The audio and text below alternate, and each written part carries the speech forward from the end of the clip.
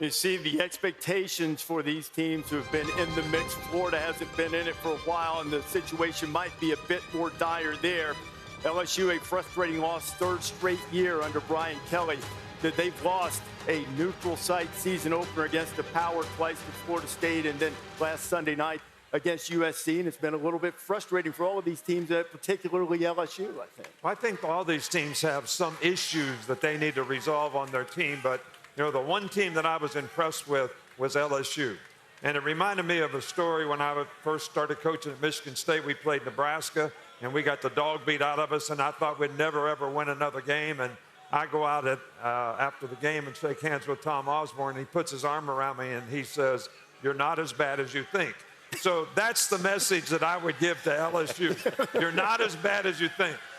They can make corrections in what was an issue in their team, whether it was undisciplined penalties and some things that are not that hard to fix if they just play smart as a team. Yeah, Coach, I think that there's a little difference between you guys got the dog crap beat out of you.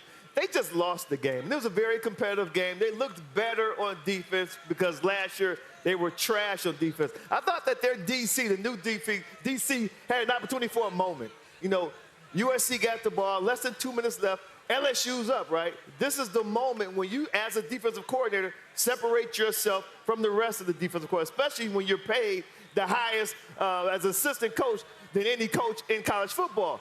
They came up short, and I think that's the frustration we saw with Brian Kelly with what they did as a team. It was a high-spirited game. They were competitive. Yeah, Coach Kelly was obviously sending a message to the locker room in that press conference about what he wants to see, what he doesn't want to see, because they're obviously still in it. And I think I would say the same thing to Clemson. Now, granted, they took on Georgia and got blown out and everything, but Georgia's going to do that to a lot of teams. Clemson still has an opportunity to go win the ACC. Now, Cade Klubnik is going to have to play like we thought he was going to be able to play whenever he came into Clemson as the highest-rated dual-threat quarterback. But if I'm Dabo Swinney, there's been a lot of things said on the internet about how his team looks, who's on the field, and everything like that. But Georgia is going to do that to a lot of people. I don't think Clemson should throw it in just yet. I think these are all different categories. I agree with you guys about LSU. Garrett Nussmeier is the real deal. Blake Baker's brought a different intensity to that defense. They do have to get more discipline, but those are things you can correct and learn from when you watch the film. I think if you look at Clemson, they're going to be better than almost everybody they play in the ACC. They're going to recalibrate and be fine. Florida State and Florida, I think, they feel different. Florida State can't run the football. Everyone's talking about DJU. Trey Benson last year really helped set the tone for that offense and put Jordan Travis in a very comfortable situation to be effective as a balanced offense. They can't run the ball, and they're not being able to get the ball, thrown the ball downfield with DJU and this new group of receivers. So that's the very big concern to me with Florida State. And then Florida, I mean, they're 11-15 under Billy Napier. They've lost 6 games in a row. That one feels very different than the rest of these for me. You've heard, I remember all the years working with Lou Holtz. He used to say, it doesn't mean you're a bad coach, you won't win someplace else. But if you don't get it going by year number 3, you're probably not going to get it going there. If Billy Napier is going to get it going, what has to change at Florida, Nick? Well, I think he's got to change the culture. I mean, the culture there is not what it needs to be in terms of the intangible things that you play with. The toughness, the discipline, to control the line of scrimmage. And they're just not doing those types of things. And I knew he took over a tough situation, but hopefully you could establish that culture in year 3. Do they have the athletes to win? The quarterback, the quarterback to put in DJ Lagway. Gator's got to have some athletes today. Gator's got to have some athletes, right? You don't see it on film. Yeah. I mean, you don't see like. You mentioned running the ball with FSU.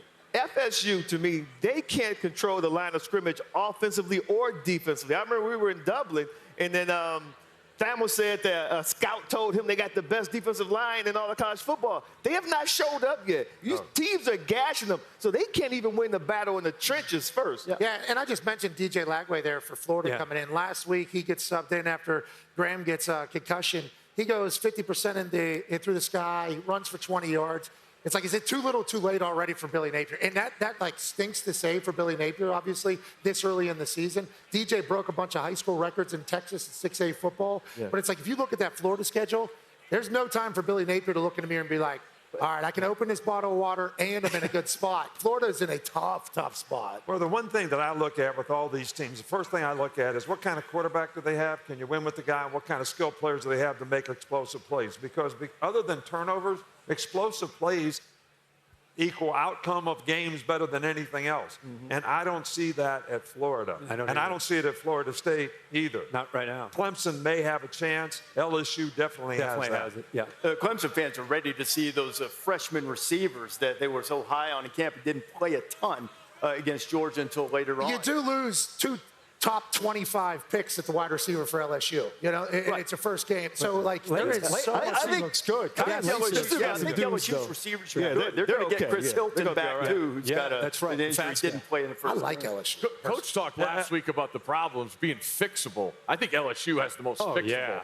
problems of those teams. As long as Brian 100%. Kelly's head doesn't explode. You know, he looked like Cincinnati Brian Kelly there for a little bit last week. LSU has a more balanced team. Yes, they have a chance to be better on defense. They don't have the star players that they had a year ago, but they have good enough players at all positions to have a really good team. Agree with you. And on behalf of this entire show, our heart goes out to John Emery, a guy in his sixth year, got there in 2019, a highly touted running back, had some issues early with academics in 21, didn't play, fought back to get in position, had an ACL last year against Florida, fought back this year to be in position, gave him some really good carries last week against USC, and then tears an ACL again. So we're thinking about John. Yeah, for sure. It was great. I didn't really expect to see a lot of him Sunday night. He came in and ran great until he was hurt. Hopefully gets the full recovery. So Clemson going to run down the hill and take care of business today? I think they're going to take care of business, but the way they go about things, I love what I saw from their defensive side of the ball last week against Georgia. They just couldn't, keep going in the second half. I still think they're working on things with the freshman receivers